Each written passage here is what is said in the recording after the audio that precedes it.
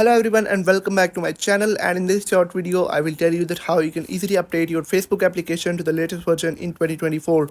That's quite simple, interesting and easy, so make sure to watch the video till end so you don't make a single mistake. So guys, basically there are two different ways to update Facebook application to the latest version and have access to all the latest features of Facebook like Meta and some other features.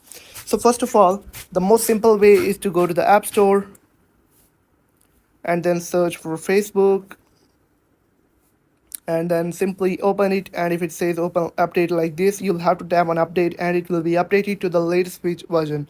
But if it says open instead of update, and technically your Facebook app will be updated to the latest version already, but you still don't have access to the latest feature, you can do one thing. You can go to the settings and forcefully update your Facebook app by heading to the general and then iPhone storage, and then look for the Facebook app.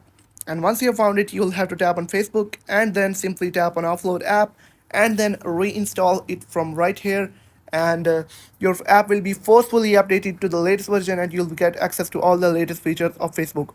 I hope you found the video helpful. If you found the video helpful, make sure to like the video and hit that subscribe button. And if you have any questions about the video, let me know in the comment section. Thank you.